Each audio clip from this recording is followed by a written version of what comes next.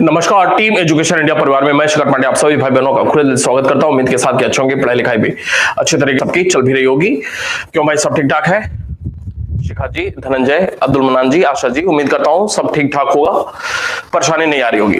देखिए, पिछली क्लास में हम लोग बात कर रहे थे वैदिक काल की, और वैदिक काल में धार्मिक स्थिति कैसी थी उस संदर्भ में हम लोग बात किए जा रहे थे। वैदिक काल के अंतर्गत बात हो रही थी ऋग्वैदिक काल की, और ऋग्वैदिक काल की जो धार्मिक स्थिति थी, तो धार्मिक स्थिति में हम कुछ चीजों को देखे हुए थे। जैसे हमने बताया हुआ था ऋग्वैदिक काल के धार्मिक स्थिति में कि इस काल का जो जीवन था वो अपने प्राकृतिक जीवन से काफी ज्यादा प्रभावित होता था। ऋग्वैदिक काल का जो जीवन था वो प्राकृतिक घटनाओं से, प्राकृतिक परिवेश से बहुत ज्यादा प्रभावित था। इस कारण से ऋग्वैदिक काल के आर्य, चूंकि साइंस टेक्निकल डेवलपमेंट आदि नहीं था, वहां पे साइंस टेक की जानकारी नहीं थी, इस वजह से ये सारे लोग उस समय काल के प्राकृतिक घटनाएं क्यों हो रही हैं, कैसे हो रही हैं, इन बातों को समझ नहीं पाते थे। जब इन सारी बातों को समझ नहीं पाते थे, ऐसी स्थिति में उन लोगों ने प्रार्थना करना शुरू कर दिया। जो भी प्रकृति के तमाम सारे अवयव थे, अंश थे, जिन्हें वो समझ नहीं पाते थे, उन सारी के सारी घटनाओं को, वस्तुओं को, अवयवों को, अंशों को उन लोगों ने दैवीकरण करते हुए देवता मान लिया और उनकी पूजा प्रार्थना करना शुरू करते हैं। तो कभी एक प्रश्न अगर यह पूछ लिया गया कि ऋग्वैदिक काल में पूजा की पद्धति कैसी प्रचलित थी, तो ऋग्वैदिक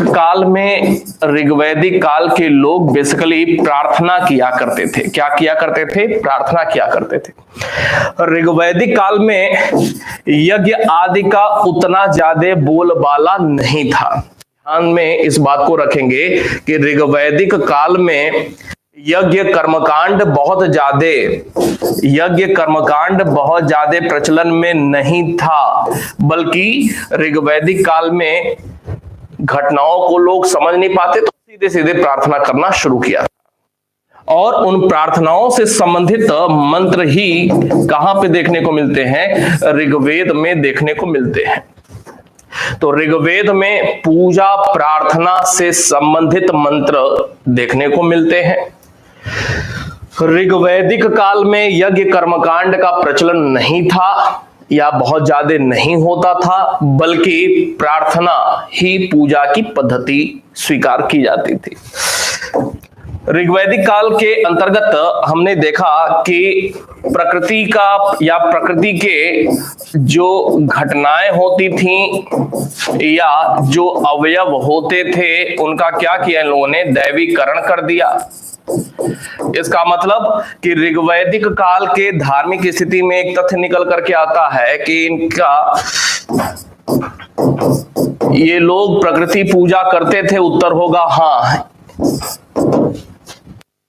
इनका अब चूंकि ऋग्वैदिक काल में घटनाएं बहुत सारी हो रही हैं, प्रकृति के अवयव बहुत सारे हैं, तो ऋग्वैदिक काल में क्या एकेश्वरवाद की पूजा होती थी?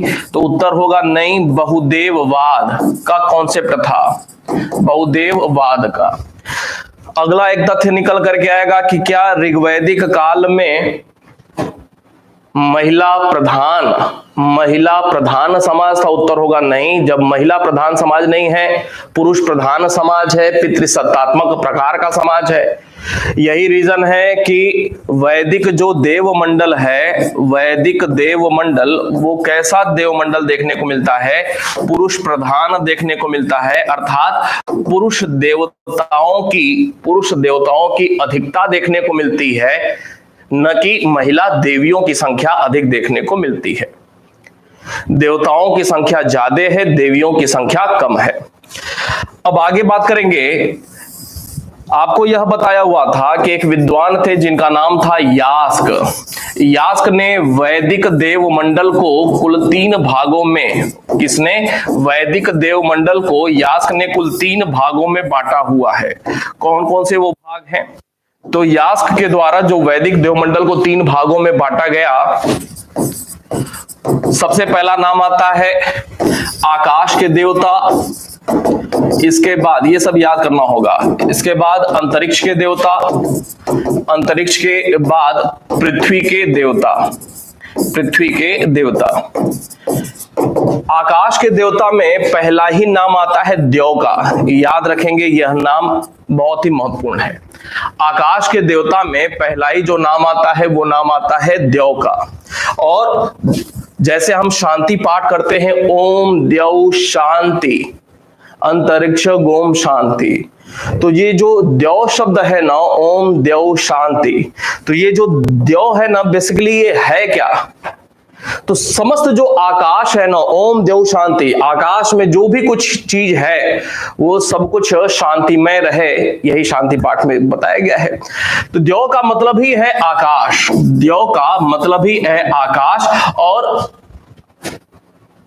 कभी यह प्रश्न पूछा गया कि हमारा प्राचीनतम देवता कौन था, प्राचीनतम देवता कौन था? तो हमारा अर्थात ब्राह्मण धर्म का या वैदिक धर्म का प्राचीनतम देवता देव, और देव का मतलब ही है आकाश।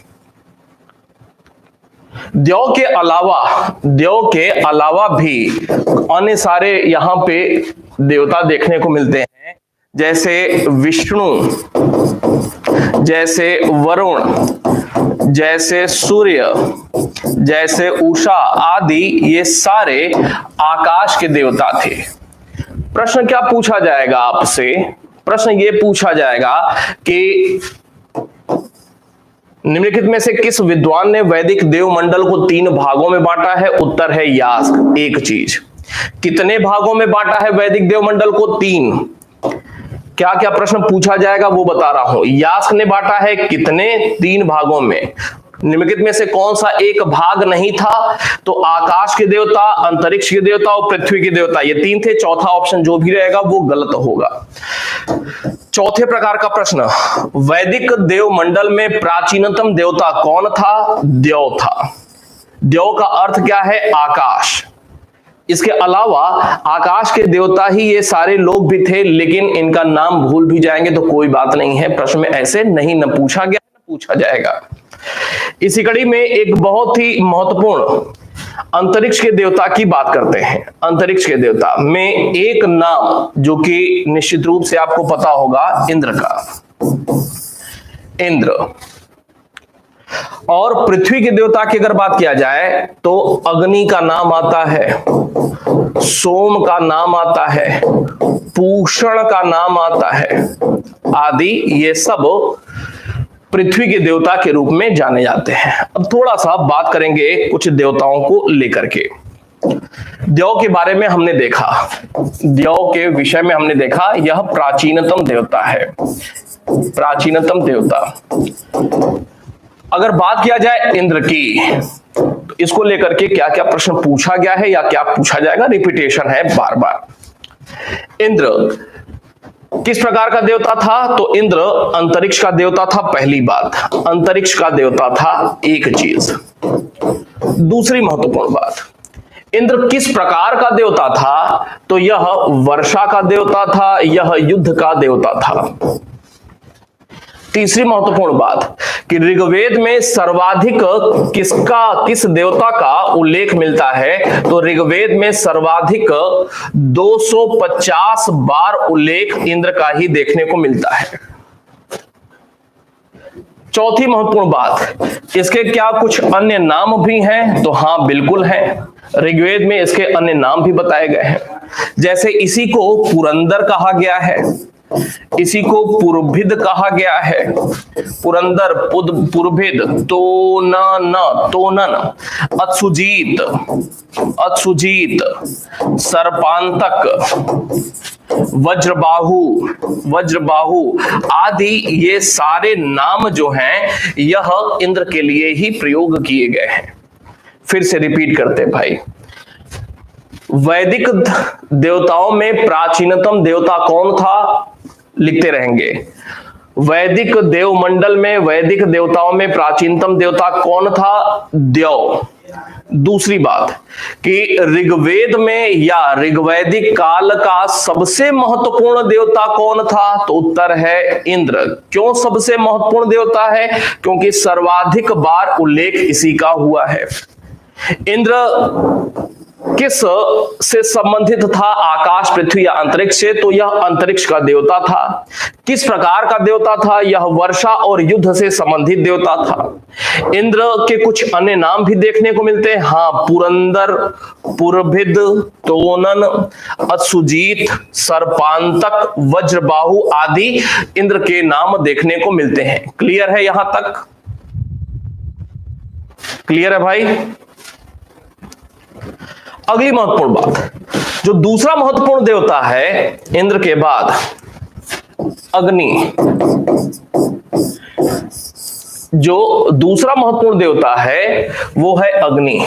यह दूसरा सबसे महत्वपूर्ण देवता है, सबसे महत्वपूर्ण देवता है। क्यों दूसरा सबसे महत्वपूर्ण देवता है? क्योंकि इसका 200 बार, अर्थात इंद्र के बाद जिस देवता का सर्वाधिक उल्लेख हुआ है वो है अग्नि। 200 बार इसका उल्लेख देखने को मिलता है। अग्नि किससे संबंधित था? तो अग्नि पृथ्वी का देवता, पृथ्वी का देवता। हालांकि अग्नि के संदर्भ में कुछ जगहों पे ऋग्वेद में ऐसा भी लिखा हुआ है कि इसका संबंध न सिर्फ पृथ्वी से है बल्कि आकाश से भी है। तो यह एक ऐसा देवता था जो कि पृथ्वी और आकाश दोनों में शामिल किया गया है। एक तक यह भी याद रखेंगे,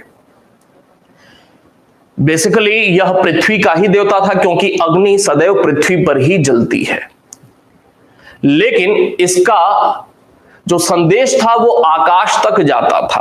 पृथ्वी पे अग्नि जलती है, अग्नि से लौ निकलती है, भाप निकलता है, गैस निकलता है और उसका इंपैक्ट आकाश में जाता है। इस वजह से पृथ्वी और आकाश के देवता संयुक्त देवता के रूप में भी इसे कुछ जगहों पे संकेत दिया गया है ऋग्वेद में। इसके साथ साथ एक और प्रश्न बनता है कि निम्नलिखित में से कौन सा एक देवता मध्यस्थ के रूप में था? मध्यस्थ मतलब बीच बचाओ। तो उत्तर है अग्नि ही मध्यस्थ के रूप में देवता माना जाता है। क्यों? क्योंकि यह किनके किनके बीच, मानव और देवताओं के बीच मध्यस्थ की भूमिका में स्वीकार किया जाता है। कैसे स्वीकार किया जाता है? मान ले हमारी कोई आकांक्षा है किसी पर्टिकुलर देवता से और हमने किसी देवता का नाम लेकर के उसके नाम की आहुति डाली अग्नि में। हमारी जो अपेक्षा थी उस देवता से कि हमारा यह काम अमुक देवता बना दें, तो उस देवता से संबंधित मंत्रों उच्चारण के साथ हमने आहुति डाली अग्नि में। अग्नि में वो आहुति जलती है, मंत्र रूपी आहुति जलती है और उस देवता तक भाप, गैस आदि के माध्यम से वो हमारा संदेश पहुंचता है और हमारा बिगड़ा हुआ या न बना हुआ काम वो देवता बना दे। इसी संदर्भ में हम हवन करेंगे, हवन करेंगे, हवन करेंगे करते हैं। तो मानव और देवता के बीच में, मानव और देवता के बीच में मध्यस्थ की भूमिका कौन अदा कर रहा है? अग्नि ही कर रहा है। अग्नि के लिए एक शब्द का प्रयोग हुआ है, जात देवस। जात देवस किसके लिए? अग्नि के लिए जात देवस शब्द का प्रयोग हुआ है। क्लियर है भाई? बताएं। हाँ, क्लियर है?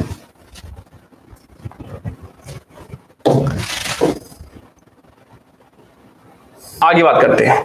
जो तीसरा महत्वपूर्ण देवता है वो है वरुण। तीसरा महत्वपूर्ण जो देवता है वो है वरुण। तीसरा महत्वपूर्ण देवता।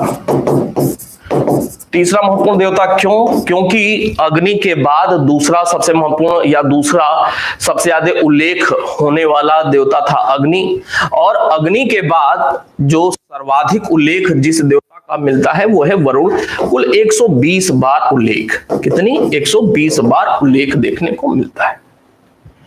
ये जो वरुण है आकाश के देवता हैं, आकाश के देवता हैं। वरुण को लेकर के जो सबसे महत्वपूर्ण एक बात देखने को मिलती है वो ये किस प्रकार के देवता हैं? तो ये ऋत के देवता माने जाते हैं। ऋत के देवता, यह प्रश्न 20 बार सारी परीक्षाओं में पूछा हुआ है। ऋत के देवता। अब प्रश्न बनता है, ये ऋत क्या है? ये ऋत क्या है?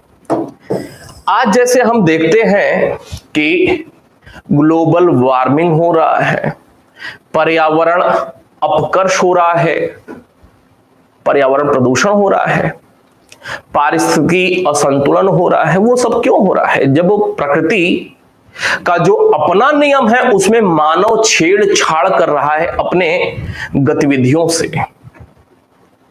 जब मानव प्राकृतिक नियमों में हस्तक्षेप करता है तो प्रकृति में असंतुलन पैदा होता है और तमाम प्रकार के वायरस आते हैं, तमाम प्रकार की असंतुलन पैदा होते हैं।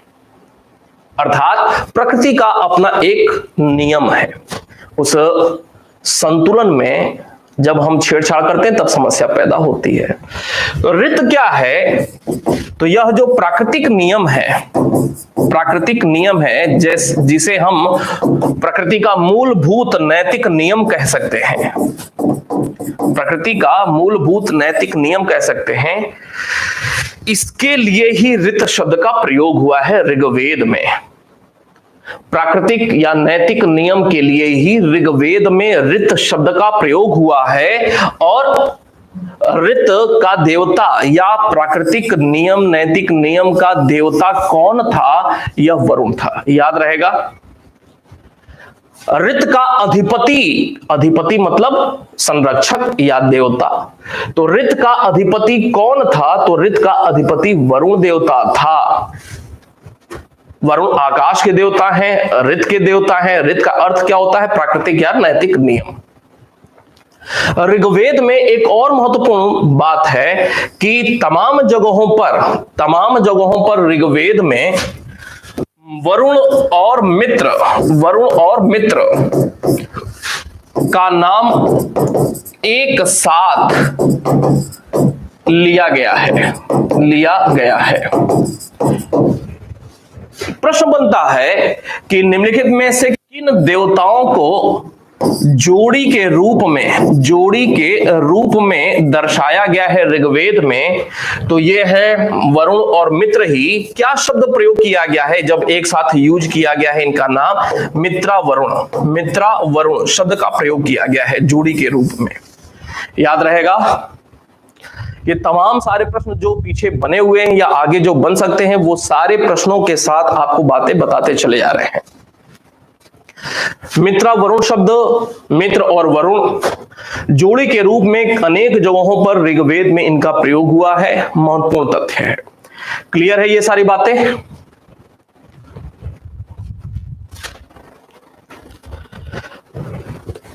आगे बात करेंगे उत्तर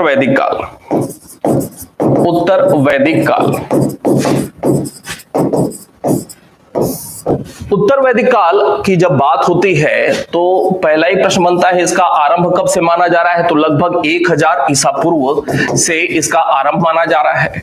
और कब तक? तो यह 600 ईसा पूर्व तक, अर्थात 1000 ईसा पूर्व से लेकर के 600 ईसा पूर्व तक का समय काल उत्तर वैदिक काल के रूप में जाना जाता है। अब यह जो समय काल है उत्तर वैदिक काल, इसमें भी आपको क्या क्या पढ़ना है? तो इसमें जो पढ़ना है, सबसे पहले इस काल की विशेषताएं क्या क्या रहीं, इस काल की विशेषताएं क्या क्या देखने को मिलती हैं। दूसरी महत्वपूर्ण बात, फिर अगेन इस काल की सामाजिक स्थिति, इस काल की राजनीतिक स्थिति, आर्थिक स्थिति और धार्मिक स्थिति, यही परीक्षा पॉइंट ऑफ व्यू से महत्वपूर्ण है, पूछा जाता है। बारी बारी से देखना शुरू करेंगे। इस काल की विशेषताओं के संदर्भ में बात करते हैं। उत्तर वैदिक काल की विशेषताएं, इस काल की जो विशेषताएं हैं उनमें पहला ही नाम आता है कि इस काल का मुख्य पेशा या व्यवसाय क्या हो गया? तो इस काल का मुख्य पेशा या व्यवसाय कृषि हो गया। उत्तर वैदिक काल में मुख्य पेशा या व्यवसाय कृषि हो गया। ऋग्वैदिक काल में क्या था भाई? ऋग्वैदिक काल में पशुपालन था। ऋग्वैदिक काल में पशुपालन था, जबकि उत्तर वैदिक काल में मुख्य पेशा अब कृषि हो गया। जब मुख्य पेशा कृषि हो गया तो एक अलग से तथ्य बनेगा कि इस काल का जनजीवन कैसा हो गया। फिर तो इस काल का जीवन अब स्थायी जीवन हो गया था, न कि अब पशुपालक प्रकार का, न कि घुमक्कड़ चरवाहा अर्धयायावर प्रकार का रहा। क्लियर है बात? इस काल में मुख्य पेशा जब कृषि हो गया, इसका मतलब कि लोग एक जगह अब रुक गए और रुक करके अब कृषि कार्य करना शुरू कर लिए हैं। अर्थात लोगों का जीवन कैसा हो गया? स्थायी जीवन हो गया। इसके साथ साथ एक और महत्वपूर्ण बात, इस काल में पहली बार लोगों को लोहे की जानकारी हुई। लोहे की जानकारी हुई। पहली बार लोगों को लोहे की जानकारी उत्तर वैदिक काल के आरंभ में ही होती है। पहली बार लोगों को, मतलब भारत में लोहे की जानकारी कब होती है लोगों को? तो पहली बार लोहे की जानकारी उत्तर वैदिक काल के आरंभ में ही होती है। अब लोहे को लेकर के एक और महत्वपूर्ण बात कि ये जो लोहा है, प्राचीनतम जानकारी जो है किस समय काल की है? तो प्राचीनतम जानकारी जो है वो 1000 ईसा पूर्व की है। कब की? 1000 ईसा पूर्व की। कहां से जानकारी मिलती है? अतिरंजी खेड़ा से। कहां से? अतिरंजी खेड़ा से। ये कहां है? उत्तर प्रदेश का एटा। अतिरंजी खेड़ा उत्तर प्रदेश का एटा जिला। अतिरंजी खेड़ा से प्राचीनतम जानकारी मिलती है। लोहे के लिए क्या शब्द प्रयोग किया गया है? लोहे के लिए श्याम अयस और कृष्ण अयस जैसे शब्दों का प्रयोग किया गया है। श्याम अयस और कृष्ण अयस। अयस का मतलब क्या है? अयस का मतलब होता है धातु। अयस का मतलब धातु। धातुओं के लिए अयस शब्द का प्रयोग हुआ है। तो भारत में पहली बार उत्तर वैदिक काल के आरंभ में 1000 ईसा पूर्व में अतरंजी खेड़ा नामक स्थान से लोहे की प्राचीनतम जानकारी प्राप्त होती है। लोहे के लिए सामान्यतः श्याम अयस और कृष्ण अयस जैसे शब्दों का प्रयोग हुआ है। याद रहेगा? बताएं हाँ, याद रहेगा? तीसरी महत्वपूर्ण बात, जब लोगों का जीवन अस्थायी हो गया, लोगों का जीवन क्या हो गया? जब जीवन अस्थायी हो गया तो घूमना फिरना बंद, घुमक्कड़ अर्धयायावर प्रवृत्ति जो थी वो बंद हो गया। इसका मतलब जब जीवन अस्थायी हो गया तो जो कबीलाई प्रवृत्ति थी, कबीलाई व्यवस्था क्या हुआ? कमजोर पड़ा। कबीले अब कमजोर पड़ रहे हैं। जब कबीलाई व्यवस्था कमजोर पड़ा तो ऐसे में उत्तर वैदिक काल में ही जनपदों का निर्माण होता है। जनपदों का निर्माण होता है। जनपदों का निर्माण कब हो रहा है? जनपदों का निर्माण उत्तर वैदिक काल में हो रहा है। अब इस बात को ऐसे भी समझें, ऋग्वैदिक काल में क्या स्थिति थी? तो ऋग्वैदिक काल में आपने देखा कबीला। उत्तर वैदिक काल में क्या हुआ? उत्तर वैदिक काल में कबीले आपस में संयुक्त हो रहे थे और जनपद बने। कुछ स्वतंत्र जनपद बने, स्वतंत्र, एंड कुछ कबीले आपस में मिलकर, आपस में मिलकर क्या हो गए? अब जनपद हो गए। कुछ स्वतंत्र रूप से अपना विकास करके जनपद की स्थिति में पहुंचे कबीले, और कुछ कबीले आपस में संयुक्त होकर के एक बड़ा सा कबीला जिसे जनपद नाम दिया गया, जनपद के रूप में स्थायित्व प्राप्त करते हैं। उत्तर वैदिक काल के बाद अगला समय काल आता है इतिहास में महाजनपद काल।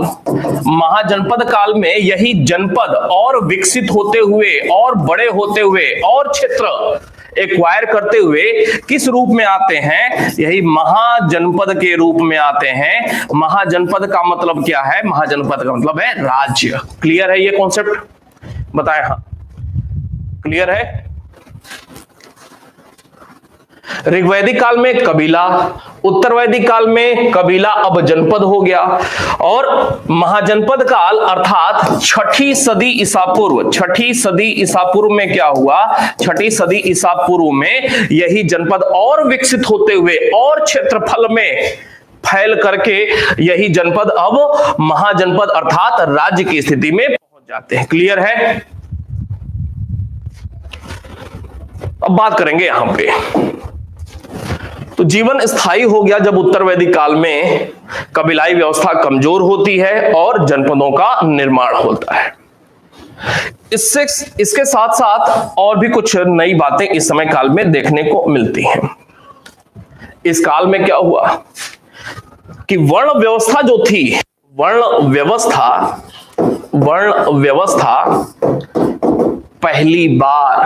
पहली बार वर्ण व्यवस्था उत्तर वैदिक काल में ही कठोर रूप में स्थापित होती है। कठोर रूप में स्थापित होती है। इसको भी समझें। आपने देखा था कि ऋग्वैदिक काल का अंत होते होते, ऋग्वैदिक काल का अंत होते होते क्या हुआ? अंत होते होते वर्ण व्यवस्था का आरंभ होता है। ऋग्वैदिक काल का अंत होते होते वर्ण व्यवस्था का आरंभ होता है। कहां पे? ऋग्वेद के 10वें मंडल के पुरुष सूक्त में प्राचीनतम जानकारी मिलती है। वर्ण व्यवस्था की शुरुआत हो रही है। वर्ण व्यवस्था अपने कठोर रूप में स्थापित नहीं होती है ऋग्वैदिक काल में, क्योंकि अभी इसकी शुरुआत होती है। और आपको यह पता है कि ऋग्वैदिक काल का जीवन कैसा था? एक ही घर के लोग अलग अलग कार्य करते थे। अर्थात समाज कैसा था ऋग्वैदिक काल का? तो ऋग्वैदिक काल का जो समाज था वो कर्म प्रधान था, न कि जाति या वर्ण प्रधान था।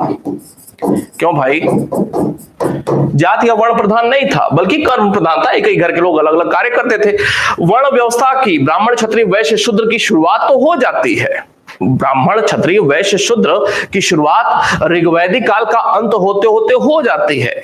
लेकिन ब्राह्मण का यही काम है, क्षत्रिय का यही काम है, वैश्य का यही काम है, शूद्र का यही काम है, अपने काम के अलावा दूसरे वर्ण का काम नहीं करेगा। इस प्रकार की स्थिति अभी नहीं पैदा हुई थी ऋग्वैदिक काल में। लेकिन उत्तर वैदिक काल में क्या हुआ? वर्ण व्यवस्था कठोर रूप में स्थापित होती है। इसका मतलब जिस वर्ण का जो कर्तव्य या कार्य या दायित्व था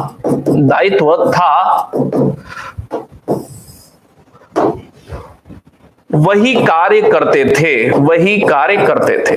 मतलब ब्राह्मण का कार्य है पूजा कराना, ज्ञान अर्जित करना, तो ब्राह्मण सिर्फ वही काम कर रहा है। अब ब्राह्मण राजा नहीं बनेगा, क्षत्रिय वाला काम नहीं करेगा। वैश्य का कार्य है कृषि करना, व्यापार संबंधी काम करना, तो वो वही काम करेगा। अब वो राजा क्षत्रिय वाला काम नहीं करेगा, युद्ध आदि में भाग नहीं लेगा, पंडित जी वाला, ब्राह्मण वाला काम नहीं करेगा। शूद्र का कार्य क्या है? ऊपर के जो 3 वर्ण हैं उनकी सहायता करना, उनका सहयोग करना, उनकी सेवा करना। इस प्रकार की बात वर्ण व्यवस्था में देखने को मिलती है। लेकिन ऋग्वैदिक काल में वर्ण व्यवस्था अपने कठोर रूप में नहीं, बल्कि उत्तर वैदिक काल में वर्ण व्यवस्था अपने कठोर रूप में स्थापित होती है। क्लियर है ये? बताएं भाई, क्लियर है ये बात?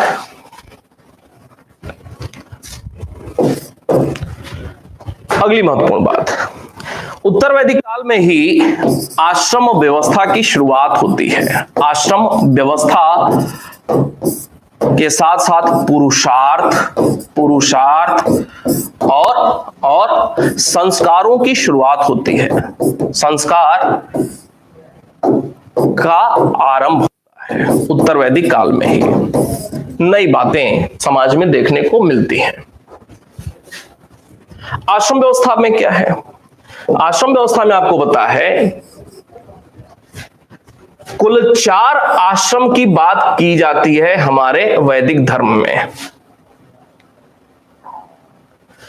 ब्रह्मचर्य, गृहस्थ, वानप्रस्थ और सन्यास। ये 4 आश्रम व्यवस्था के अंतर्गत 4 आश्रम बताए गए हैं बिल्कुल क्रम से। ब्रह्मचर्य, गृहस्थ, वानप्रस्थ और सन्यास, ये कुल 4 आश्रम हैं। पुरुषार्थ की बात करते हैं। ये जो पुरुषार्थ है इनकी संख्या भी 4 है। कौन कौन से? धर्म, यहीं लिखते हैं, धर्म, अर्थ, काम और मोक्ष। धर्म, अर्थ, काम, मोक्ष, ये 4 पुरुषार्थ हैं। पुरुषार्थ की संख्या कितनी है? 4। आश्रम की संख्या कितनी है? 4। अब अगर ये पूछा जाए कि आश्रम व्यवस्था का संबंध पुरुषार्थ से है क्या? आश्रम व्यवस्था समझने की बात है। आश्रम व्यवस्था का संबंध पुरुषार्थ से है क्या? तो उत्तर होगा हाँ, संबंधित हैं। संबंधित हैं, एक दूसरे से संबंधित हैं। कैसे संबंधित है? तो यहां पे इस चीज को देखिए, ये जो ब्रह्मचर्य है, ब्रह्मचर्य में काम क्या करना होता है? धर्म की बातें सीखनी होती हैं। गृहस्थ आश्रम में क्या कार्य होता है? तो गृहस्थ आश्रम में होता है काम और अर्थ, अर्थात शादी ब्याह करना, परिवार का विकास करना और अर्थ अर्थात पैसा कमाना। जबकि वानप्रस्थ आश्रम और सन्यास आश्रम का संबंध किससे है? मोक्ष से है। वानप्रस्थ आश्रम में यह घर में रहते हुए ही चिंतन किया जाता है कि ब्रह्मचर्य और गृहस्थ आश्रम में रहते हुए हमसे क्या चीजें हुई, क्या अच्छा हुआ, क्या बुरा हुआ। वानप्रस्थ आश्रम में चिंतन का कार्य करना है। जब यह चिंतन हमारा कंप्लीट हो जाए तो फिर हम सन्यास धारण कर लेते हैं। सन्यास धारण करने का मतलब कि ज्ञान मार्ग के द्वारा या भक्ति मार्ग के द्वारा या कर्म मार्ग के द्वारा ईश्वर से अपना जुड़ाव पैदा करना। ईश्वर से हम अपना जुड़ाव पैदा करते हैं, अर्थात ईश्वर में विलीन होने की प्रक्रिया जो होती है वही सन्यास आश्रम का काम है। ईश्वर में विलीन होना का मतलब क्या है? मोक्ष प्राप्त करना। मोक्ष प्राप्ति के 3 मार्ग बताए गए हैं, ज्ञान, भक्ति और कर्म। तो निश्चित रूप से आश्रम व्यवस्था पुरुषार्थ से संबंधित है, लेकिन यहां पे एक तथ्य और जुड़ता है कि ये जो पुरुषार्थ है इसका संबंध पर्टिकुलर किसी एक से किससे है? तो इसका संबंध वास्तव में देखा जाए, इसका संबंध वर्ण व्यवस्था से है। किससे? वर्ण व्यवस्था से है। कैसे वर्ण व्यवस्था से इसका संबंध? क्योंकि प्रत्येक वर्ण से संबंधित धर्म, अर्थ, काम, मोक्ष की बात स्पष्ट रूप से बताई गई है। प्रत्येक वर्ण से संबंधित धर्म, अर्थ, काम और मोक्ष की बातें स्पष्ट रूप में बंटवारे के साथ कि शूद्र के लिए, वैश्य के लिए ये, ब्राह्मण, क्षत्रिय के लिए ये अलग अलग निश्चित उपादान बताया गया है। तो इसका संबंध निश्चित रूप से वर्ण व्यवस्था से देखने को मिलता है, पुरुषार्थ का संबंध। इसके साथ साथ यह जो तीसरा हमने देखा संस्कार, तो आमतौर पे हमारे वैदिक धर्म में या ब्राह्मण धर्म परंपरा में कुल कितने संस्कार देखने को मिलते हैं? संस्कारों की संख्या कितनी है? 16। जब इस काल का धर्म हम पढ़ेंगे तो वो 16 संस्कार कौन से हैं उस पे भी हम लोग बात करते चलेंगे। बात समझ में आ रही है आसानी से?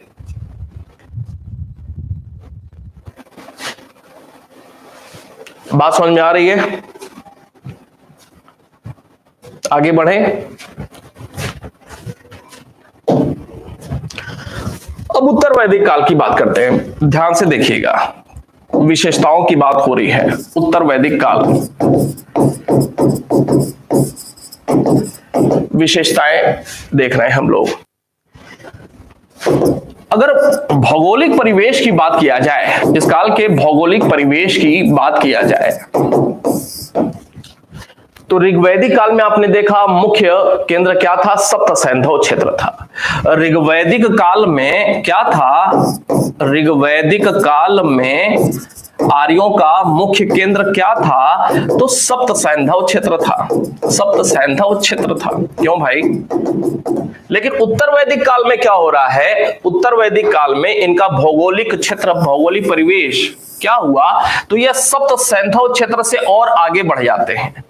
सप्त सैंधव क्षेत्र से और पूर्व की ओर आगे बढ़ जाते हैं।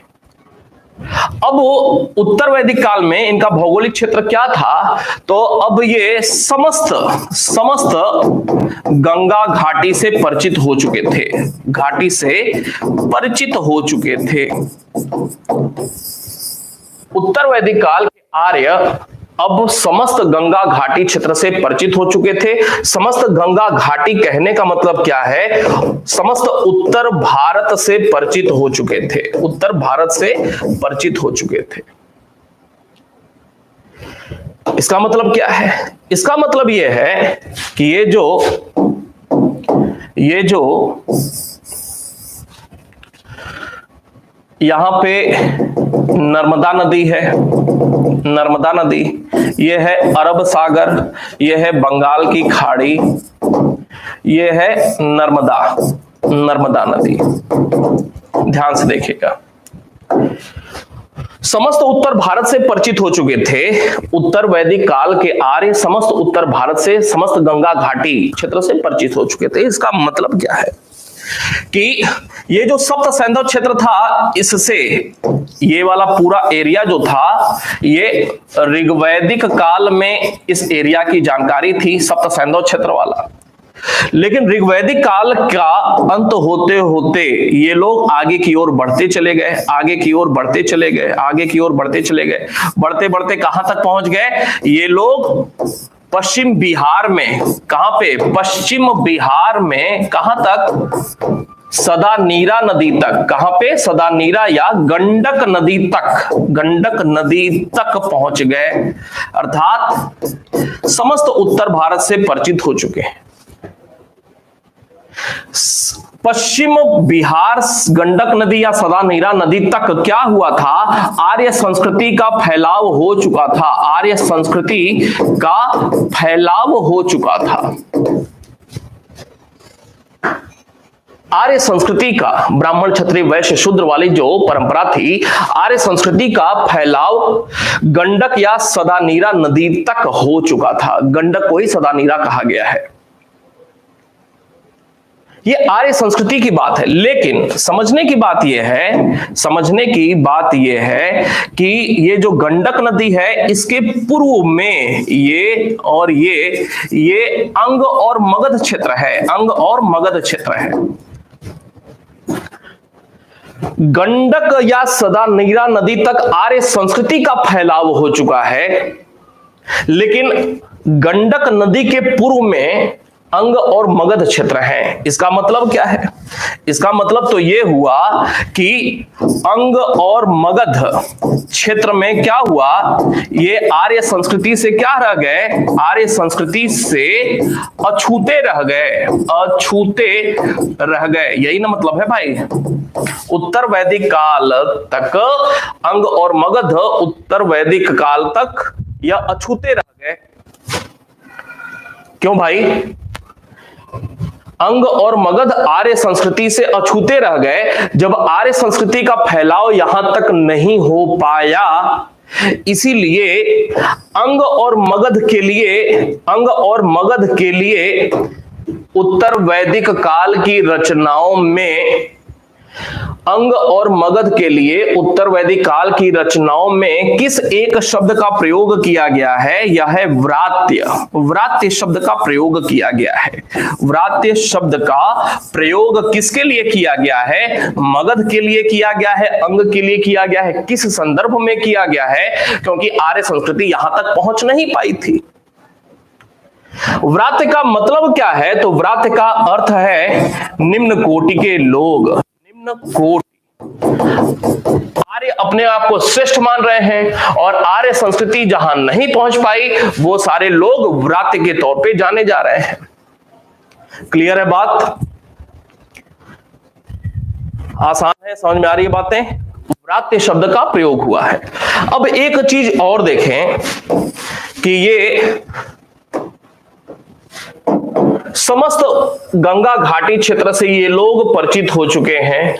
परिचित यहां भी हैं, परिचित ये जो लाल घेरा मैं बना रहा हूं, परिचित इन सब से हैं, समस्त गंगा घाटी क्षेत्र से परिचित हैं। इसका मतलब क्या है?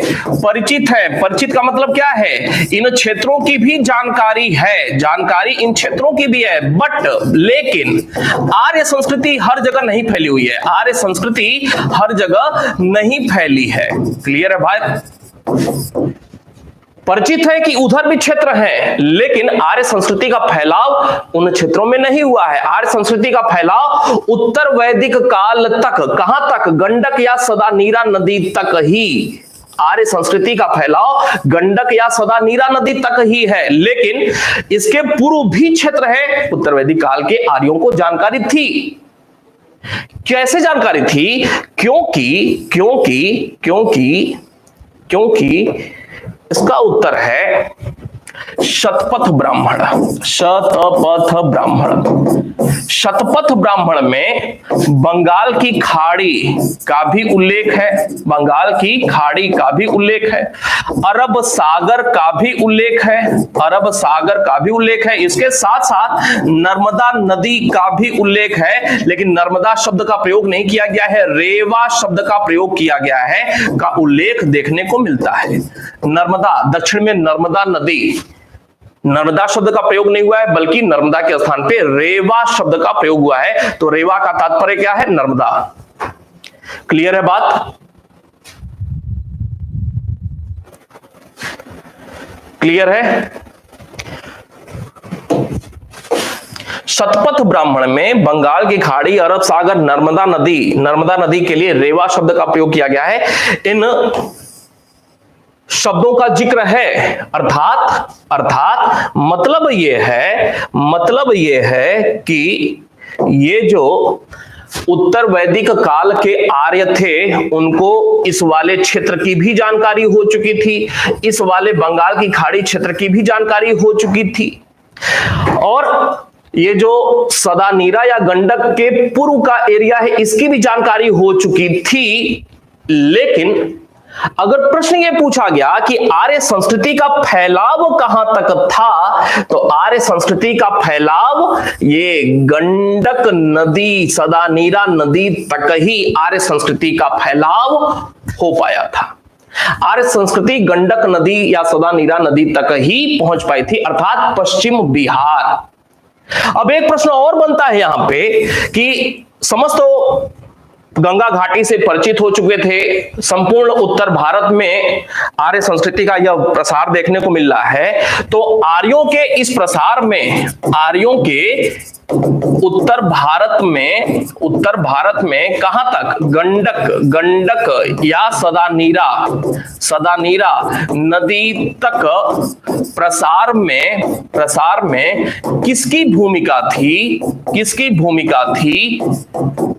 प्रश्न बहुत ही महत्वपूर्ण है। तो इसमें आग और लोहे की भूमिका थी। आग और लोहे की जानकारी हो चुकी है। आग और लोहे की भूमिका किस संदर्भ में? तो आग और लोहे की भूमिका इस संदर्भ में कि लोहा अब उत्तर वैदिक काल में लोगों को जानकारी में आ चुकी है। लोहे से क्या करते थे? इन क्षेत्रों की सफाई किया करते थे। जंगल थे, जंगलों की सफाई होती थी, और आग से ये जो गंदगी होती थी जला देते थे। तो एक खुला सा क्षेत्र फिर इनको मिलता चला जा रहा है। आग और लोहे की भूमिका की वजह से ही उत्तर वैदिक काल के आर्य धीरे धीरे आगे बढ़ते बढ़ते यहां तक पहुंच गए। लेकिन सदा नीरा नदी आ गई बीच में, पश्चिम बिहार में गंडक नदी आ गई, और शतपथ ब्राह्मण में यह बातें लिखी हुई हैं कि आग और लोहे की, शतपथ ब्राह्मण में ही यह बात लिखी हुई है कि आग और लोहे की भूमिका थी पूर्व में आर्यों के प्रसार में, पूर्व में आर्यों के प्रसार में आग और लोहे की भूमिका थी। शतपथ ब्राह्मण में यह बात लिखी हुई है और यह कहा गया है शतपथ ब्राह्मण में ही कि जैसे ही सदा नीरा नदी आई, जैसे ही गंडक नदी आई, आग और आगे बढ़ने से इनकार कर दिया। आग और आगे बढ़ने से इनकार, अब पानी में आग कैसे लगेगा?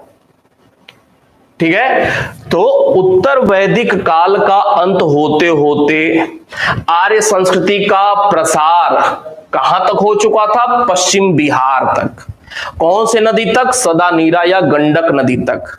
लेकिन उत्तर वैदिक काल का अंत होते होते उत्तर वैदिक काल के आर्यों को समस्त गंगा घाटी की, अरब सागर भी है, बंगाल की खाड़ी भी है, दक्षिण में नर्मदा भी है, इस बात की जानकारी थी। लेकिन आर्य संस्कृति का प्रसार या विस्तार पश्चिम बिहार में गंडक या सदा नीरा नदी तक ही हो पाया था। क्लियर है बात?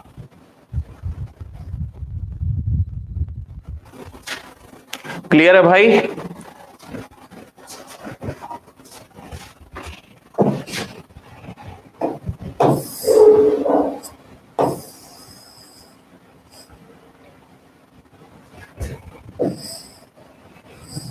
जल्दी बताएं। चलते चलते एक बात और कि यहां पे हमने देखा विशेषता में, जब जीवन उत्तर वैदिक काल का स्थायी हो गया था, कबीलाई स्वरूप कमजोर पड़ गई और जनपदों का निर्माण हो रहा था। ये जनपद जो थे, जनपदों का निर्माण हो रहा था। जनपदों का निर्माण कैसे हो रहा था? तो ये जो जनपदों का निर्माण हो रहा था उसके कंडीशंस क्या थे? कुछ कबीले आपस में मिलकर बड़ा एरिया बन रहा है, जनपद हो रहा है। कुछ कबीले स्वतंत्र रूप से अपना विकास कर कबीला जनपद बन जा रहा है, विकास कर, या कुछ कबीले क्या हो रहा है, दूसरे कबीले पर कब्जा करके, यही होगा। 3 कंडीशन। कबीले जनपद में कैसे तब्दील हो सकते हैं? या तो कुछ कबीले आपस में मिल जाए तो क्षेत्र बड़ा हो जाए, या कुछ कबीले स्वतंत्र रूप से ही अपना क्षेत्र बड़ा करते करते बड़े रूप में, जनपद रूप में, या कुछ कबीले आस पड़ोस के दूसरे कबीले को हरा करके उनके क्षेत्रों पर भी कब्जा करके जनपद के रूप में। यही 3 बातें हो सकती हैं। परीक्षा पॉइंट ऑफ व्यू से यहां पे महत्वपूर्ण एक तथ्य बनता है, कुछ कबीले आपस में मिलकर के जनपद के रूप में स्थापित हो रहे हैं। जैसे आपने भरत कबीले का नाम सुना था, भरत कबीला, ऋग्वैदिक काल का भरत कबीला और ऋग्वैदिक काल का पुरु मृगवाचा जिसके लिए कहा गया है, ये दोनों उत्तर वैदिक काल में क्या होते हैं? संयुक्त होते हैं। और जो नया जनपद बना वो बना कुरु जनपद। कौन सा बना? कुरु जनपद, जिसकी राजधानी कहां पे थी? जिसकी राजधानी हस्तिनापुर में थी। कहां पे? हस्तिनापुर में। याद रहेगा, कुरु जनपद या कुरु राज्य की शुरुआत कब हो रही है? उत्तर वैदिक काल में हो रही है। कुरु वही पांडव वाला, याद रहेगा भाई? जल्दी बताएं, याद रहेगा? इसके अलावा एक कबीला था जिसका नाम था तुर्वस। तुर्वस के साथ एक दूसरा कबीला मिलता है जिसका नाम है क्रिवी। तुर्वस और क्रिवी ये 2 कबीले मिलते हैं और जो जनपद बनता है वो बनता है पांचाल जनपद। पांचाल जनपद बनता है। राजधानी कहां पे थी? काम्पिल्य।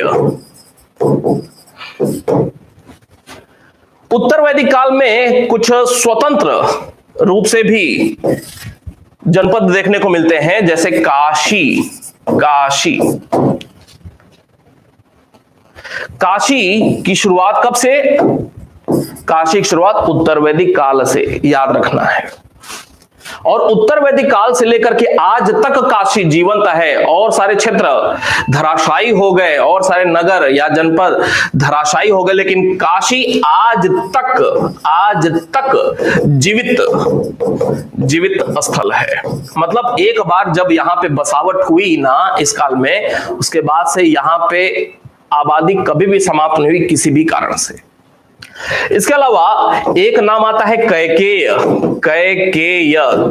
संभवतः पंजाब के आसपास कहीं क्षेत्र था, और यहाँ के एक राजा का नाम बहुत ही महत्वपूर्ण था, अश्वपति। कैकेय राज्य के अश्वपति राजा का नाम था, और ये एक दार्शनिक प्रकार के राजा थे। परीक्षा में यह भी पूछा गया है, दार्शनिक प्रकार के राजा थे कैकेय राज्य के, कैकेय जनपद के राजा अश्वपति। यही सारी चीजें परीक्षा पॉइंट ऑफ व्यू से महत्वपूर्ण है, इनको याद रखना है। क्लियर है बात? जी वही कहना चाह रहा था अमर जी, काशी, इसी संदर्भ में बताया, काशी सबसे पुराना। तो आज के लिए इतना। कल से फिर हम लोग यही उत्तर वैदिक काल का वही सामाजिक राजनीतिक जो भी स्थिति है, सामाजिक राजनीतिक, वो सब देखना शुरू करेंगे। ठीक है, पिछली क्लास में आ नहीं पाया था, अस्वस्थ चल रहा हूं थोड़ा सा, आज ठीक लग रहा है। मेरे लीवर में रह रह करके परेशानी आती, लीवर में सूजन की समस्या आ जाती है, तो कभी कभी नहीं आ पाता हूं तो माफ करिएगा, वो जानबूझ करके नहीं होता है, अस्वस्थ हो जाता हूं आजकल थोड़ा। ठीक है,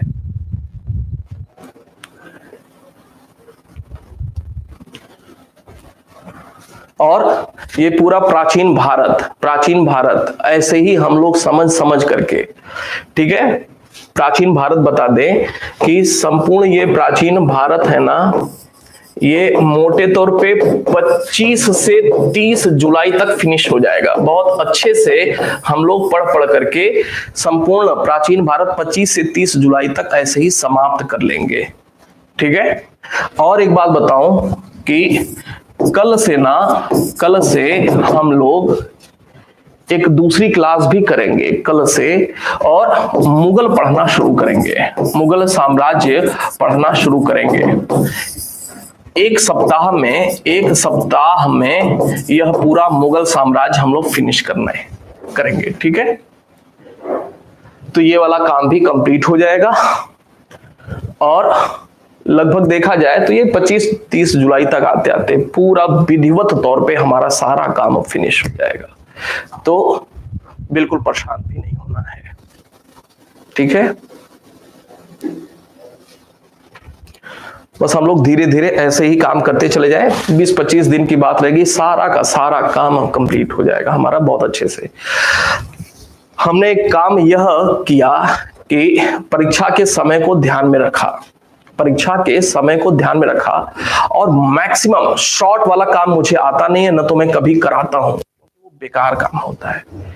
जल्दी बस फिनिश कर दे। अगर समय वैसा है, परीक्षा एकदम सर पे लटकी हुई है, तब दूसरी प्रकार की रणनीति अपना करके कोर्स जल्दी से फिनिश करें, मजबूरी है। लेकिन जब समय पर्याप्त है तो कोई जल्दीबाजी नहीं, बहुत अच्छे से आपकी पढ़ाई हो, महत्वपूर्ण ये है।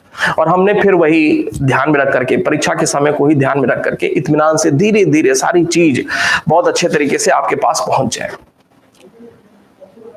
क्लास के माध्यम से सारी चीजें आपके पास पहुंच जाए। और जैसे ही 2 दिन बाद ये वैदिक हमारा कंप्लीट होगा, लगभग 200 प्रश्न का अभ्यास प्रश्नोत्तर आपके बैच में भिजवा दिया जाएगा। फिर अगला टॉपिक खत्म होगा, उससे संबंधित प्रश्नोत्तर भिजवा दिया जाएगा। ठीक है, और ये तो काम सब चल ही रहा है क्लास वाला, और संभवतः आज शाम से पब्लिक प्रश्नोत्तर भी मॉडर्न वाली शुरू करेंगे। ठीक है, तो उसको भी देखिएगा, एंजॉय करिए, बहुत अच्छे प्रश्न होंगे। और वहां पे बहुत एक्सप्लेनेशन नहीं, बहुत पढ़ा हुआ है आप लोगों ने मॉडर्न, फटाफट जल्दी बस प्रश्नोत्तर करके मैक्सिमम प्रश्नों को कवर करने का प्रयास करना है। ठीक है, पढ़ा आपने बहुत कुछ है, आपकी कॉपी में बहुत कुछ लिखा है, वहां से रिवाइज करिए और फटाफट प्रश्नोत्तर सेशन में हम लोग करेंगे। वहां पे एक्सप्लेनेशन नहीं करेंगे, वहां की कोशिश ये होगी कि कम समय में ज्यादा से ज्यादा प्रश्नों की प्रैक्टिस करा दी जाए। बहुत सारे आप जिन प्रश्नों के बारे में नहीं जानते हैं उनके साथ आपको जोड़ दिया जाए, अधिक से अधिक प्रश्नों की प्रैक्टिस होगी, आपके लिए ही लाभप्रद होगा। नए नए प्रश्न आपको मिलेंगे, वो लाभप्रद होगा। ठीक है, तो वहां पे पढ़ाने वाला काम नहीं है कि एक्सप्लेन कर रहे हैं पब्लिक क्लास में, ठीक है, प्रश्नोत्तर सेशन में। अब आपने यही काम तो किया है क्लास में, हम पढ़ ही तो रहे हैं, अब पब्लिक क्लास में भी ये पढ़ाएं नहीं। वहां पे प्रश्नोत्तर और ज्यादा, इस टॉपिक से संबंधित और ज्यादा प्रश्न, और ज्यादा प्रश्न, और ज्यादा प्रश्न, खोज खोज करके प्रश्न आपके लिए आते चले जाए, वो महत्वपूर्ण है। ठीक है, मिलते हैं फिर, धन्यवाद। हाँ भाई आशीष जी, जी जी दीपशिखा, ठीक है फिर, धन्यवाद।